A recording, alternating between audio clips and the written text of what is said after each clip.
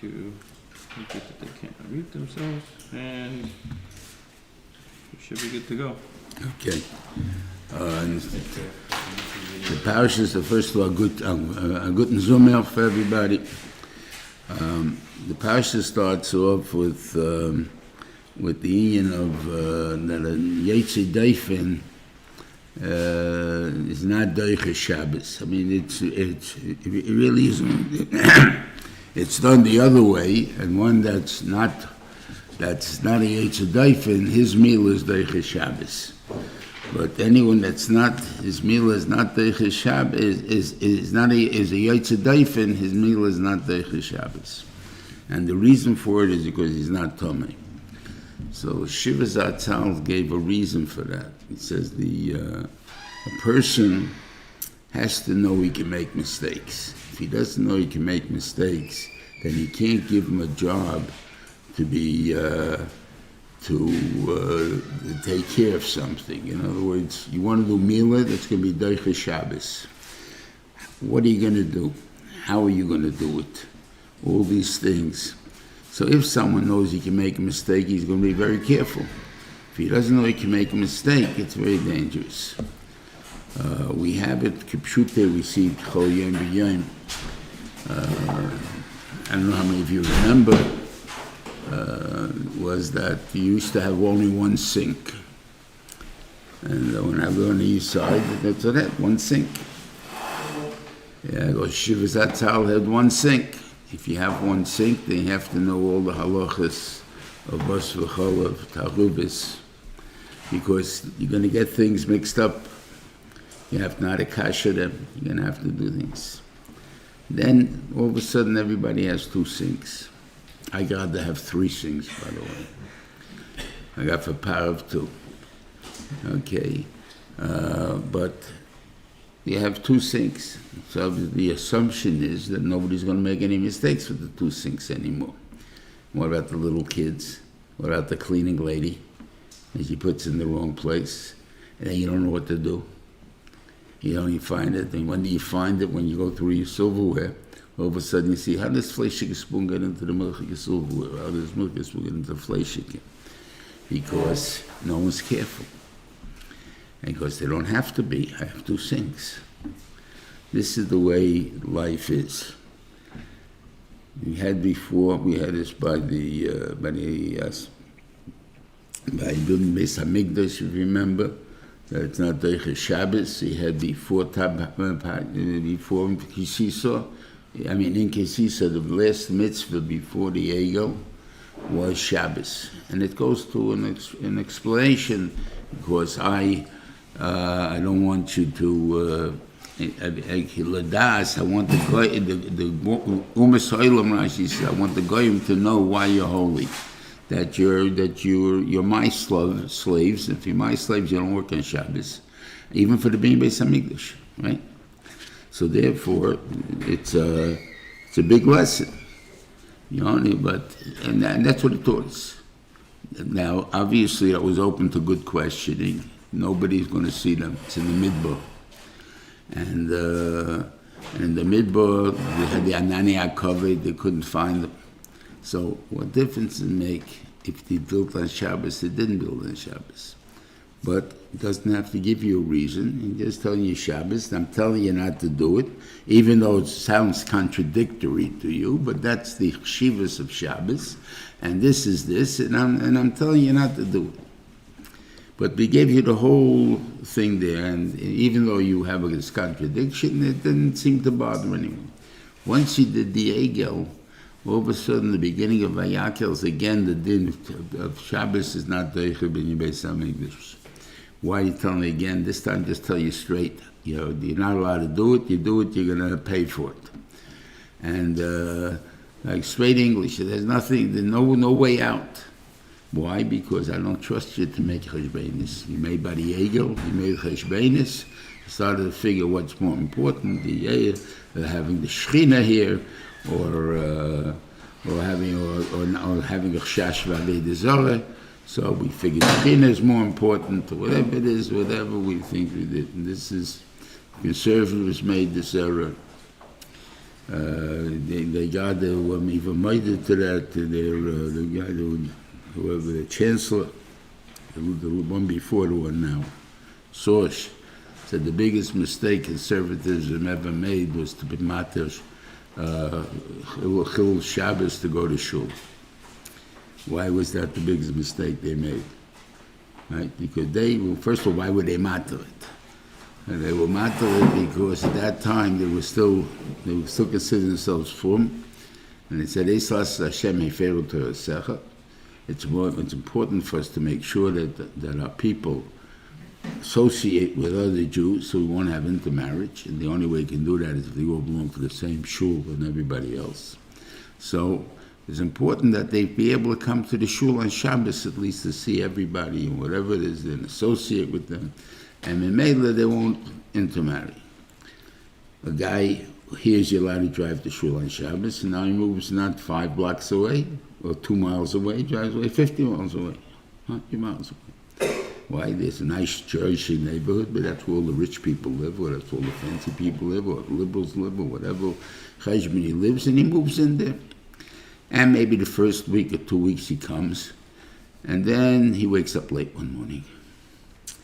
Too late to get started. It's an hour and a half, 2-hour trip. I'm not going to make it, so I might as well stay in bed.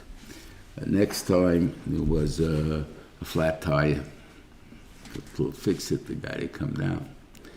Then it was a snowstorm. 3-4 weeks in a row, he didn't go. He doesn't go anymore. And who does he marry? The shiksa next door. We, the Fumers, we call ourselves, even though at that time a lot of the people didn't keep the mitzvahs, so the Maisa, they still belonged to an Orthodox shul. They had to have the shul, the mikveh, the yeshiva, all in one area because we don't travel on Shabbos. So therefore, since we had to have it all in one area, we were always together, so we always married each other. We had no problem. That was the problem that they had. And again, because they wanted to decide what's right and what's wrong, and who's to make this decision.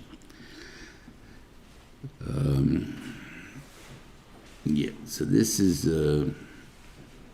it's also found in the Gemara a real good mashal on this. Found a story, if you know, Reb Shimon ben Elazar was once traveling, coming back from his Rebbe, and he met an ugly man, and he asked him, are all the people in your town as ugly as you are? And the man answered him that, until you go to the Rabbeinu Shalom, and to the one who created me, and tell him that why'd you create such an ugly vessel? He realized he did something wrong and started to ask him mechila, and so on, and he wasn't meichel until until he came to his town, where we followed him the whole way, and the people of the town asked the man to be meichel him. He says, finally, I'll be meichel him if he doesn't do it again. And that day he went and he went up to his Medrash HaGodol Shalom. He had more than one base Medrash in his town, and he darshan the person should be like a reed, not like an erez. What's that got to do with the whole subject? The whole story we had here. Because, we're talking about a Tana over here. He's not going around to insult people, asking people if they're ugly, why they're ugly. That's silly. No one's going to talk about that.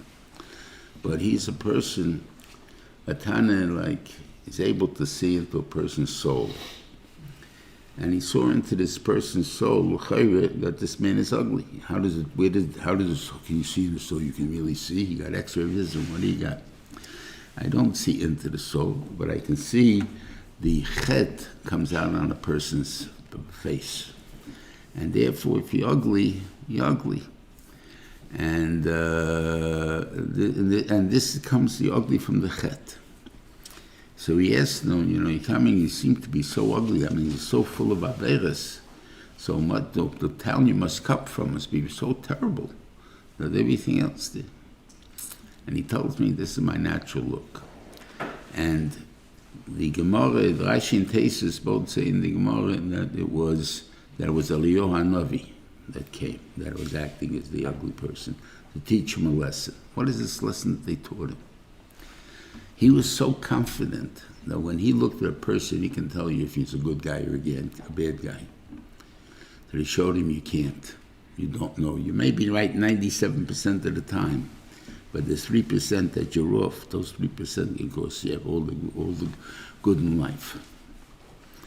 And so therefore, when he came... This man answered to him, go to Boilam, he created me like this. Yeah.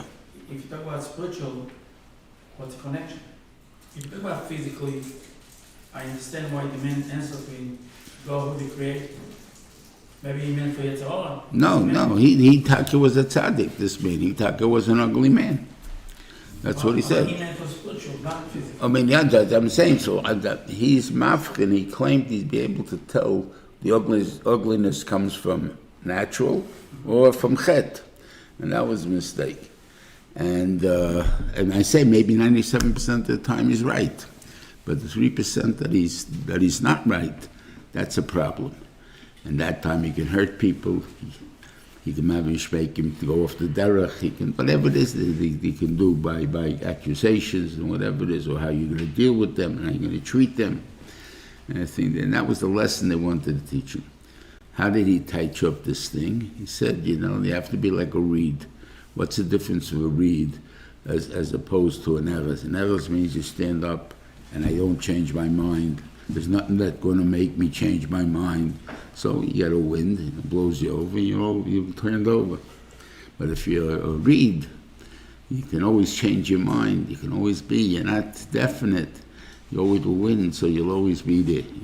That's the point that he was telling them.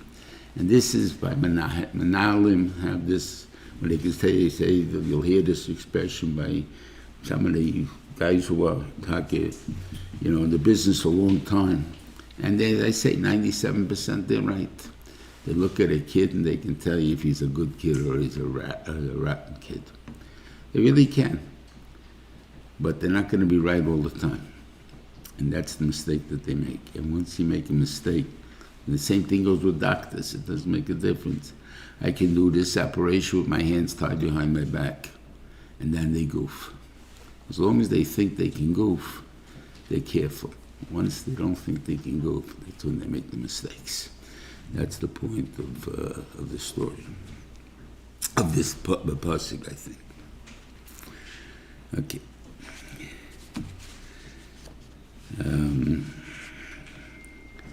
You have all the din of Tyra and Tumah here, which is of that, and also the inyanim will be learned from here that you give the father of a baby an aliyah within 40 days, within 80 days if it's a girl, and all of these things from these halachas here. But then there's another interesting thing. She's mechuyev to bring a korban.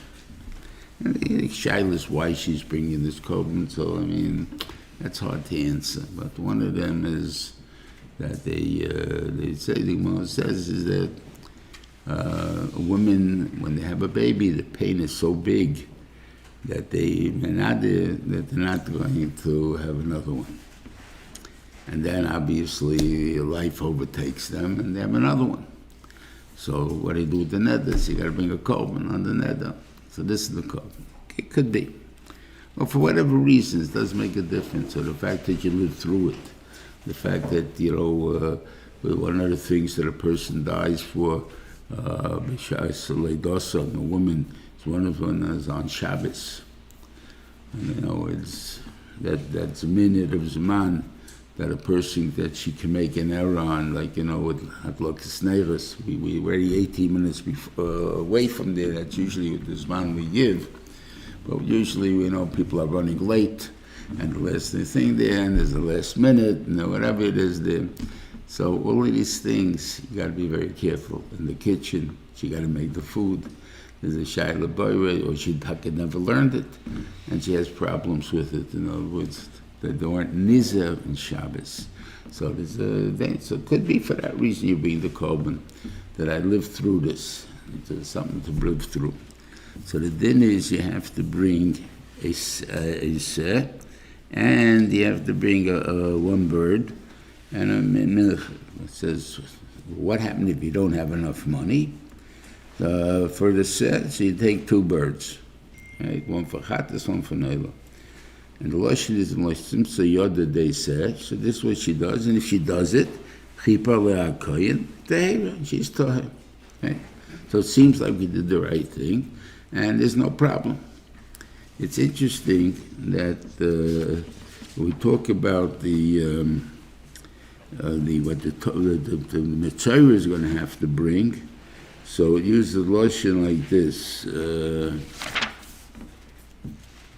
This is Parshas Metzora.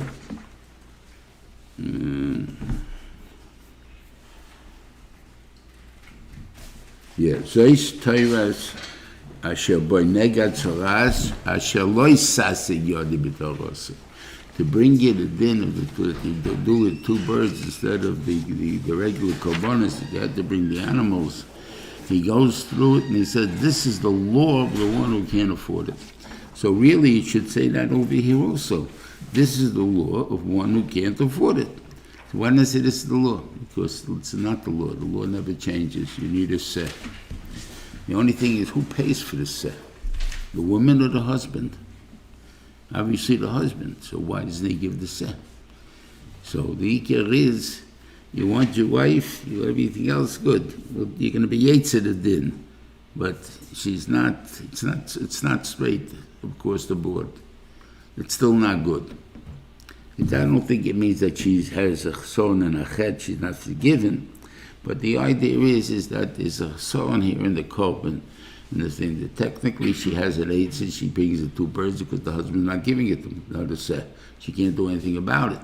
But Lamaise, he is the one that's responsible for her not being able to reach that madrega that she's supposed to reach and go back to.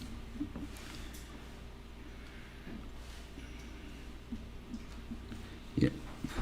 Now, just since both services together, I want to talk about the Haftarah of Tazria. I'm not going to go into the laws of Metzora, of Tzoras,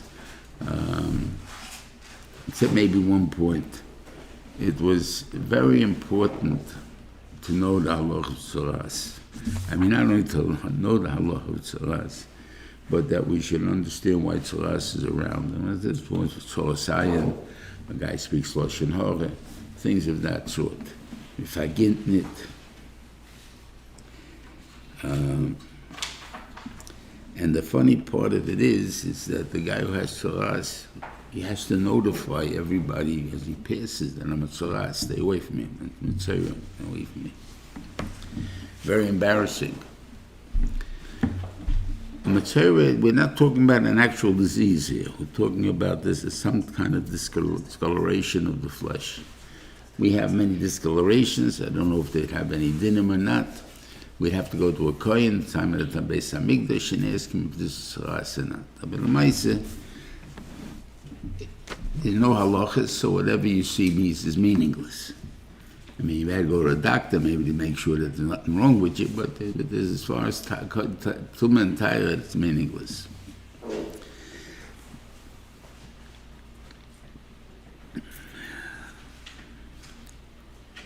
But the understanding that a person has to have, and this is negayed to Dvarim to Kiseitze, which says, remember the Nega Tzoras. Remember Nega Tzoras. Remember what I did to Miriam, and the Derech, when he came out. What is it important that we should remember what happened to Miriam? We want to speak Lashon Hara about Miriam. Is that the point that we're interested in? Chas v'chalila. So what's the Torah telling me? The Torah is telling me you should know that if you want to, you think you're going to be smarter than everybody. You had a fight with someone. You happen to have done something that was wrong. Whatever it is that you did wrong that fits into the Metzoras, the Genyan. But you're not going to give in, especially not publicly, because I'm going to be embarrassed. So the Rebbein Shem sent you a Tzoras, that everybody knows who's right and who's wrong. So, you got a Tzoras, it's a little bit on my hand, it's my arm. I'll wear a long sleeve shirt. It's covered, no more problem. So the Rebbein Shem tells you over there, remember what I did to Miriam. I made hatzoras from the tip of her head, the head to the tip of her toe. I made she was completely white. I can do that to you too, and you'll be very embarrassed with it. And therefore, don't bother doing it. Just go to the kohen. Let's get it over with. Take your punishment. And next time, stay away from speaking Lashon Hara, Tzorasayin, or whatever it is the chet that you did that deserves it.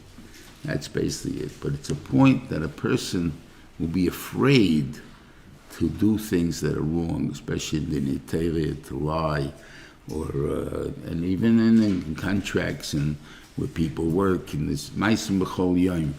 And sometimes there's a taina, sometimes there isn't a taina. Like, for instance, an employer and an employee. And the employer said, I'll see. And the employee takes it as a commitment. And the employer says it never was a commitment. Or he says, okay, and the guy thinks it's, taken, or the employer thinks it was a deal. The other one says, no, you just were masking to my tiny. He didn't say you were a deal, I went somewhere else. Whatever it is, there's people that have tiness on people, but tiny for misunderstandings, for whatever it is there. But sometimes it's done on purpose. And when it's done on purpose, the Benishim steps in. And that's the part that this was a way to prevent people from doing it on purpose, at least. Happens by accident, happens people misunderstand each other, okay, that's normal. But I would make sure next time when I talk, I would make sure that what I'm trying to say is clear. It's not going to be any doubt of what I'm saying. And same thing would be the other one. Anyway, the part of Torah is going about Zoras. Both this one we'll talk about and the one in Metzora. But this one is talking about first to understand the basic story is that there's that Elisha had his shamus, the guy who was his I guess is not only the one that is just an expression in English for it. It's guy who takes care of the appointments, the things. You can't get in unless you said No, that's a secretary. I'm talking about the biggest powerful man there is.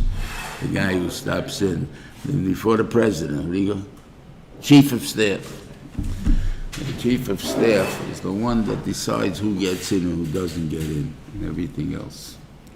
It's not just the secretary, he has the power. Who is this? This is Gehazi. Gehazi wants us to think, and there's the whole story of Gehazi. We'll talk about him to understand who he was and what was wrong about him, and why he took it. The first story says, the Ikea why brings in these stories in Tanakh at all, is there's 8 stories of where Nisim were done by Elisha. And we have 4 stories that were told by Eliyahu.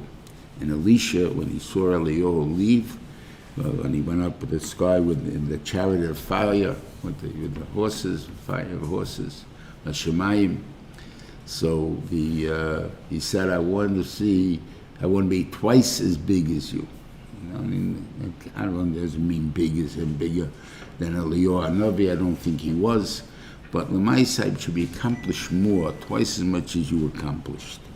And that doesn't have to necessarily be greater, just that the ability and the situations were. So they enabled that he did it. He made it. And here he was, one of the nisim was that a man brought Bikurim he had 100 Talmidim there, called B'nai Nevi'im, that they were learning how to be a Navi. And they brought him 20 loaves of bread. Now, we're not talking like you say 20 loaves of bread is pretty good. So if you're talking about a 4-pound loaf, it's very good. it's 80 pounds of bread for 100 people, you're doing great. But we're talking about 20 little rolls. And then you're going to say, how am I going to give this to 100 people? And that's what Gehazi is. The Navi said, go give it to the people. So they were hungry. So they go give it to the Reuven and the Shlit. And he says, what am I going to give them? Just this is not enough for them.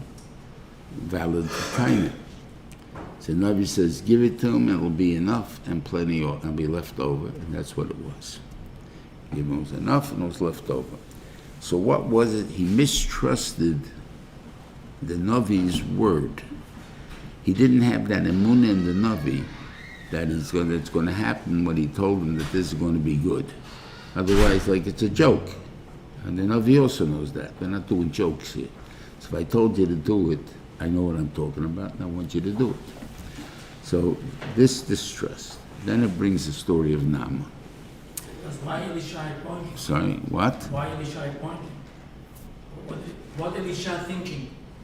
If But- Gehazi not believe the Navi, Yeah. Elisha doesn't know that. He's missing. Yeah, I'm saying that's the thing. So he didn't believe it. So obviously, whatever his kashi he had is, I didn't have total belief in the Navi. Maybe you'll explain it to me. The 20, I got another 80 coming in a minute. Don't worry about My it. question: Why Elisha pointing? He didn't see the Chison. That we'll talk about afterwards. Why you point that to kashi? Yeah, this mice. Okay, well, once it's brought up, there we have other mices. One was when he pushed away the Shalamis. It's also after that she came about. She remembers that her kid died, and she wanted Elisha to make him alive again, or whatever it is. It's her complaint, and she fell in front of Elisha, and he went to push her away, and it said he pushed her away behind Jafia. He touched her inappropriately. So that means he's about taiva also. Not only he's a kaifer, he's about taiva. And here we're going to have that he's, I don't know what exactly the chet will tell you over here, but okay. What happened over here?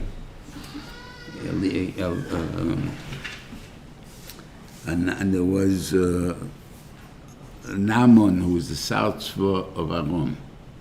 That means the chief general of Aram, which is an enemy of the Jews, who happens to have a Jewish girl who he captured before and taken as a slave. And she's a slave by him, and she works in the kitchen. And he had tzoras, the real tzoras, not the mark, but the actual disease of leprosy. And it's not only fatal in the sense, it's an ugly disease. That's why you have leper colonies and stuff, because the body falls apart. The pieces of your body fall off, they rot away while you're still alive. Okay, so it's not a thing. So the little girl said to the wife of Naaman, why didn't he go to the Navi that's in Shemer and he'll be cured? Which meant Elisha. He took her seriously for whatever reason, because they know Jews, there is a God by the Jews. But he took her very seriously, and he went to the Melech and he told him, and he gave him a letter to the Melech Yisrael with a gift, that I want you to cure Naaman. And as I said, he's an enemy of Yisrael, and maybe at that time they had a truce, they weren't fighting at the time, but the Melech Yisrael took it as the meaning, as a word of an instigation, that I sent you to do something and you didn't do it, and therefore we're going to attack you. So therefore he ripped his clothes, he got into business there. And the Navi tells him, why don't you send him to the Navi? Now you should know there's a Navi be Yisrael. And he sends him to Elisha. Okay, send him to Elisha. Elisha doesn't bother coming out. He sends him out a message, go wash in the Yarden 7 times and he'll be cured. And he gets very upset. Like, why do you tell me to go take a bath in the Yarden, which is a little puddle over there? I got bigger rivers and better rivers. And, if that's a point of washing, why don't you tell me to go wash over there? Or I washed over there already and it didn't help. So he tells him, so one of his soldiers says to him, what's it going to hurt you? Big deal, try it out. So he went and he tries it out and he's cured. And he says a very strange thing. Ati yadati ki gadol Hashem. Ati yadati she'en. There's no God in the world except by the Yidden. Ati yadati. And I'm saying the other one I can't see. Huh? Hinei yadati ken lekim b'chol haaretz ki im b'Yisrael. Now I know there's only one God in the world. It's a Jewish God. What did he see that made him make this declaration? And before, when he sent them out the message to go, he said, why he got so angry, he said, if he would have come out and he would have put his hand on me and he would move it away, and with that the Tzoras leaves me, that's a good showman. He knows how to deal with show. That's what the goyim, what the what do you call it? The evangelists, they have, people come, they line up and they come to them for a cure and they all walk away screaming they were cured and all that stuff. There's got to be a show to it. It's not enough to something that send me a message, right? So, because that's how goyim work. It has to be a show to make something people religious. But the thing is not, if you live with God, you don't need a show because it's part of, you're always with him. In other words, God's always around. I don't change because of one thing or another thing. I do the same thing all over. So a message is enough. What's the point? It's not a big deal. We're not making a show here. You ask me, you're a sick guy, I'm trying to cure you. Go take a wash. No big deal. That's the godless. Obviously, now I see there's a God only here. Otherwise, it's a show. It doesn't mean anything. Okay. This way he goes. He wants to give him a tonus, and he sends him away without taking anything from him. And we'll continue with the story when we get to the Haftarah of Metzora. But that was to understand the logic of Naaman. He doesn't become a Ger Tzedek, he only becomes a Ger Teshuv, which means he would not do Avodah Zorah anymore. I'll keep the Zay Mitzvahs B'nai Noach. But he does not become a Ger Tzedek. But he's still the enemy of Klal Yisrael. Remember that. He is the Sar Tzva of our. Okay. Metzora starts how he gets cured, and what korbanos he has to bring, the Metzora when he's cured, and it's a whole long list of it. And very good. So one of the things that's in the Parsha of Metzora was Nega Nir Liba Bois. That's Parsha V. In Metzora. In other words, that it's possible for a house to become a tzoras.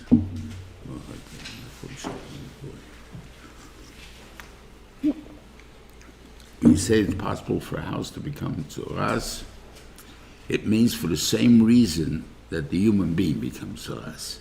But for whatever reason, the Rebbeinu Shem did it in the house. Zogt Rashi, that this is really good news for the people. Why?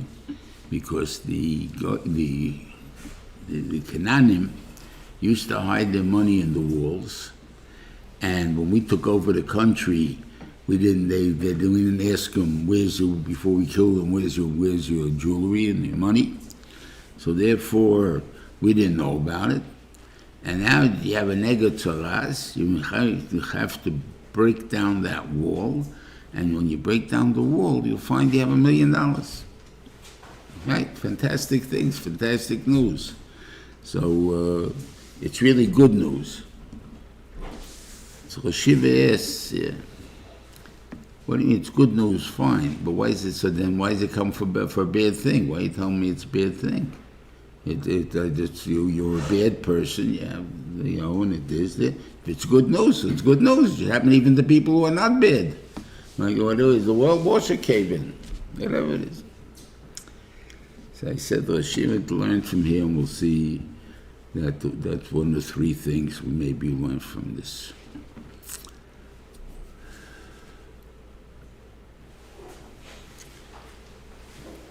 The natural tendency of people is to say, all's well that ends well. Because we all say that. And we go through tzolas, and in the end it turns out we're fine. So we say, all's well that ends well. And even if we are really yidden and understand everything, we would say that the Rabbeinu Shalom somehow was doing something to us, that he was teaching us what he's doing, not just something happening. But all's well that ends well. If you had the true betoch in HaKadosh Baruch Hu, and I have to knock the house down, it's probably for a good reason. It's for a good reason. I'll find the money, so it's a wonderful thing.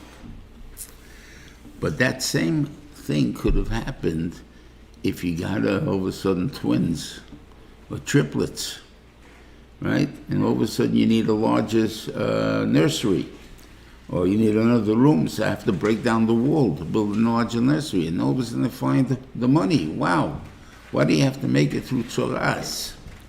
So the person has to learn that you are a good person, and most people are. I don't think we ever really know anyone that's really not nice, that's not good. He's good, but he does have avos, especially benot muchabere. In other words, in that, I'm not fine with my friends. I'm a kind of my friends. I try to cheat my friends, or not my friends, with the people, whatever they are. I'm not fine with people. But with God, I daven every day. I learn maybe even a little bit.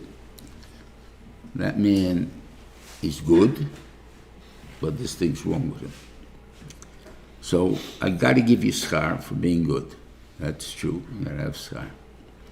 But at the same time, you have to know that there's things in your body, there's things in you that you have to fix.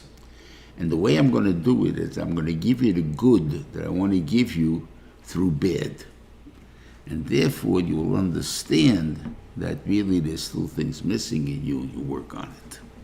That's the main lesson of the Nega Nili Babois.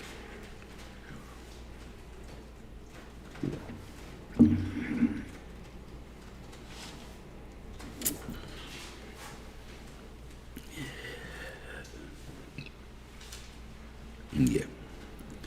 And that's, the Gemara has three cases that there are at least one Tana that says that the mitzvah can't happen.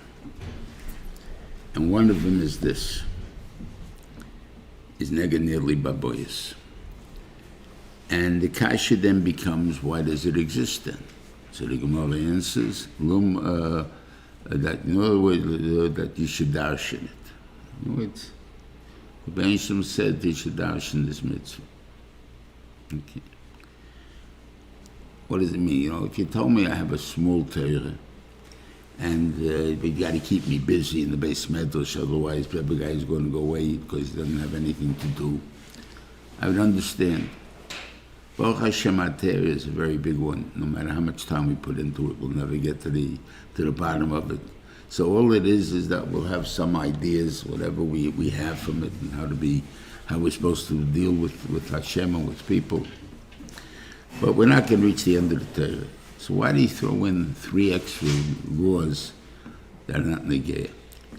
So it says, Doreish mekabel schar. Darshan it and you'll get schar. What does it mean, darshan it? Doesn't mean just, this over here, kasha here. Doreish mekabel schar. But I'm telling you, these things are big yisoidus in life. That if you darshan him, you'll understand life. I'm giving you a case that we call it a classic case, which can't happen. But the idea is you understand what's not good. You don't say what's good, what all's well that ends well. How did it come about? That's what's important to know. And that's what it's telling you, it's teaching you this lesson, which is a very important lesson.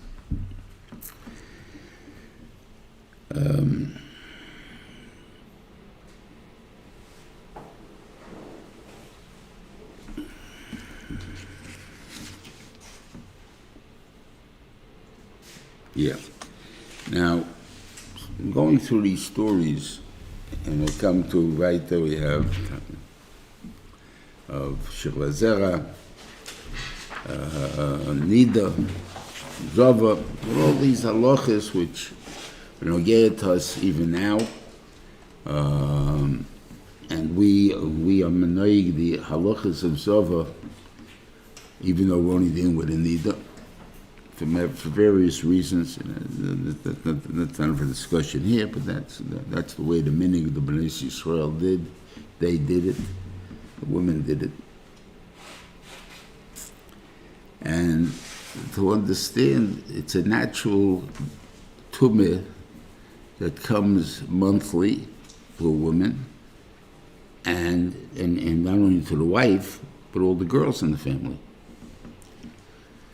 And that means they sit down on a chair, the chair is tummy. The man, the father and brothers, they can't sit there. They're tummy. What are they supposed to do? Okay, so if I'm a regular person, some tummy. I'll go to the mikveh of Shabbos, I'll go to the mikveh in the morning, and I'll be tired. We're talking about a real mikveh now, not just a mikveh for, what do you call it?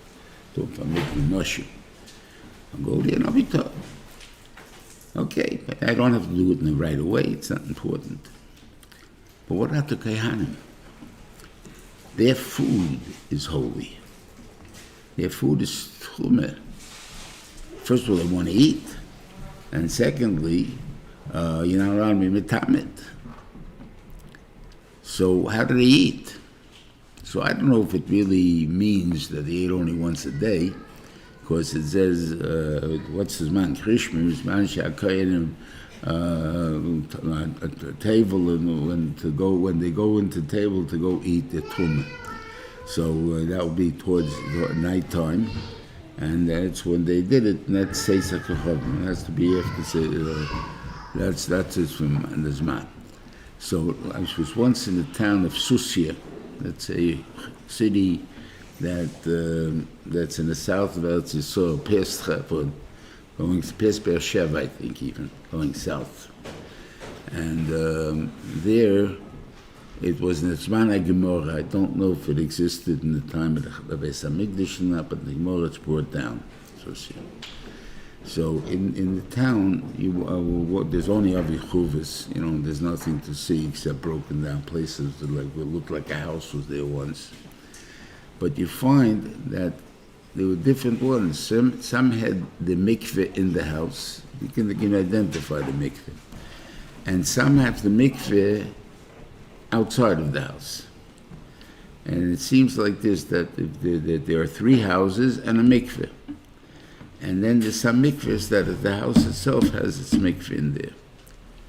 And they all had escape things to the shul, and from the shul to the forest, because the Romans under there it was always dangerous, and they was able to escape. So each house there to the shul, a tunnel. Anyway, so it seemed to me that the houses that the 3 in 1 was Yisrael. The Lord will make fit. I don't have to be there every day, but I do have to be Torah. So I'll go there. It's not that necessary every day. But the Kohen, he has to always worry about the sheretz or the zera or whatever it is. So he has to be Torah all the time in order to be able to eat. So therefore, but the shaila is good. Very nice. You solved your problem by putting in a mikveh in your house. What do you do with your wife and daughters? So it seems to me that they had to have 2 houses. Not 2 houses in the sense of one here and one 6 blocks away, but one house behind the other house. So when you're tummy, you deal in that house. This is the Torah house. When you come in, you want to hear Kiddush in your tummy, you listen to Kiddush. I'm in the other house making Kiddush, and be one dining room with a door in the middle, and so on. And then they open the door and I make Kiddush for you. Something like that. Otherwise I can't imagine exactly how it was, but you can understand that being a Kohen was a big responsibility. They got greater rewards and stuff, but L'maisa, it's a tremendous responsibility and a chayas, a way of having to live. And Baruch Hashem, okay, and everybody's still waiting for that time when we're going to have to do that again. I'm not a kohen though, what I'm saying, but my Seder was. So, I think Metzora Hashem, he'll be waiting for that time. The Kohanim have to be rich. Each one Huh? have to have a few houses. Well,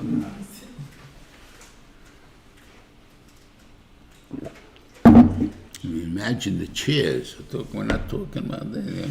Sat down. I can't sit down on the chair. Yeah. Anyway,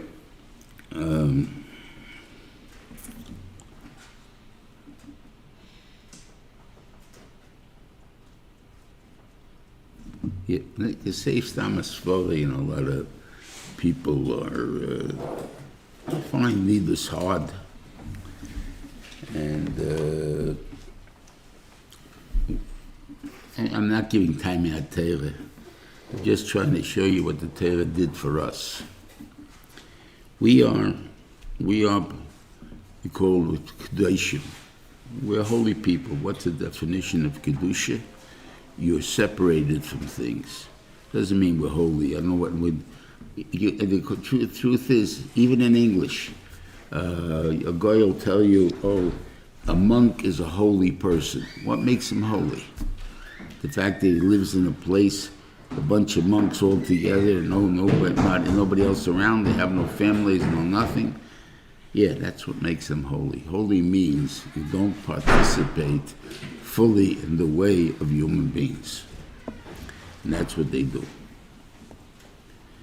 So, you have, an achila, eating. The fact is we have to eat kosher. Automatically makes us holy. Because we don't eat everything the world has for us to live.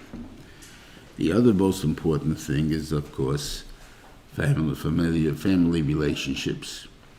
So if you're here to listen to the bracha we make by Erison, that Kaddish Amma Yisrael Eidei Chuba V'Kedushin, that this thing is with one person,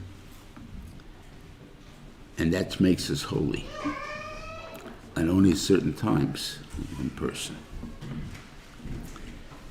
But it's more that makes us holy. That's what between us and God. What's in it for me? For a regular person, the fact that we enjoy the foods we eat is because not all the time do we eat it. We have chametz after Pesach. We enjoy it very, very much. We have the shmura matzah for Pesach. I think we enjoy that very much. You have however you want to put it.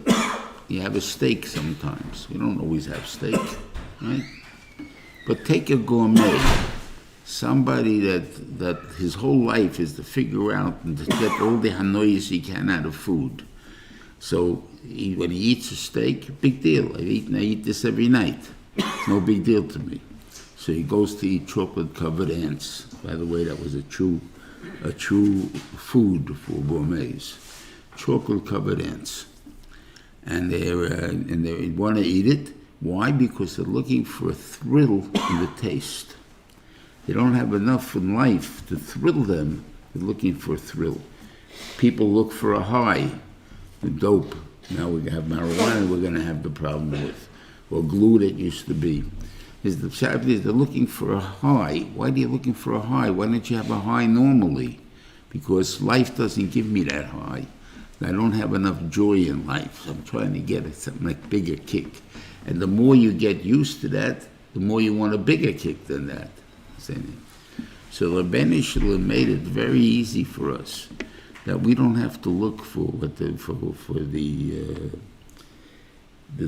ways of the goyim, whatever they do in their anhogis and the need for different people and different for the simply because to us every month we have a hefsik and we are waiting for that time that it's mutter. So that itself, it makes us appreciate the norm.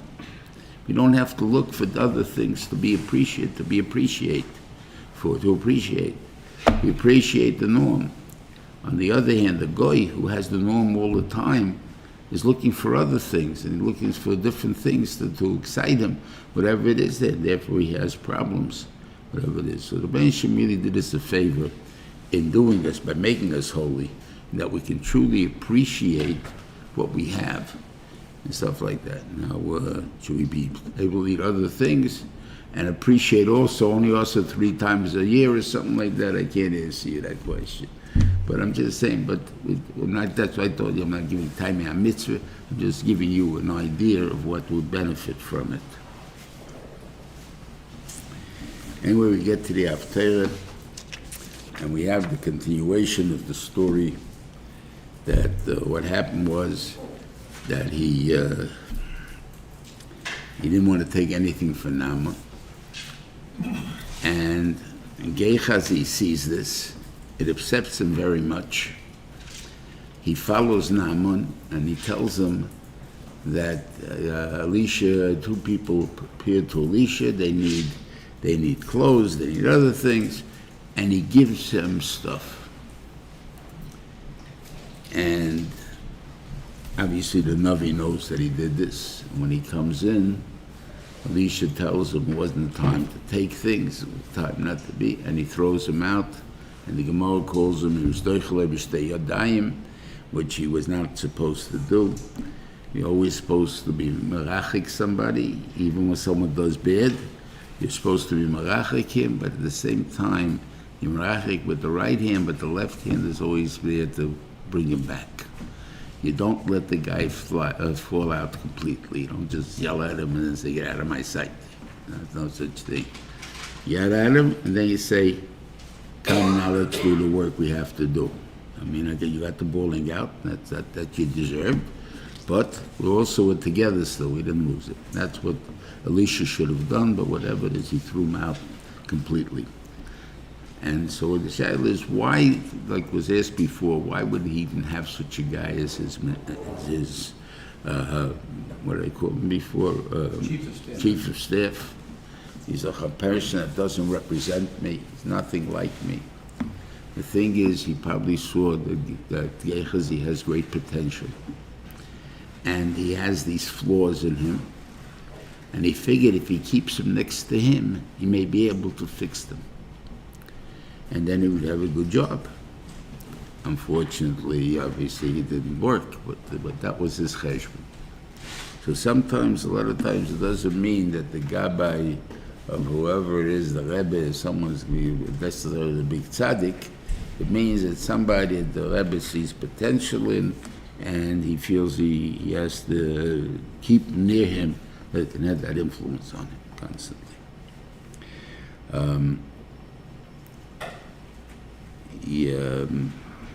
So what happened? These 4 people, him and his 3 sons, are sitting outside of the city because the Metzora can't be Machni Yisrael. So outside the city, and Aram is surrounding them. Remember, it's the same Aram that we were talking about before. So when, in a way, I'm saying, what was Gehazi's cheshbon as far as that goes? And why Taki did Elisha throw him out completely? You have to understand that also. And that also happens Ma'asim B'chol Yom. We had Taiva, we had Kfira that he had. So that's the job of a Rebbe, to teach a Talmud. You have to control yourself. You have to see how to believe. That's important to know that. I guess a value system too. And then he notices his Rebbe does something that's very strange for him. His Rebbe is nice to the enemy. He has a way that he can get the enemy to really pay here, because he's got a tzoraz, and Elisha has the ability to cure him, or he cured him, and he has a lot to take from him. Why didn't he take it from him? Make him pay for all the damages he did to the Yidden. Right? It's a natural thing. So what he said, he couldn't understand it, and he couldn't, I'd say, be soivel it. He couldn't even accept it, that he got away with nothing. He's cured, and he didn't cost him a thing.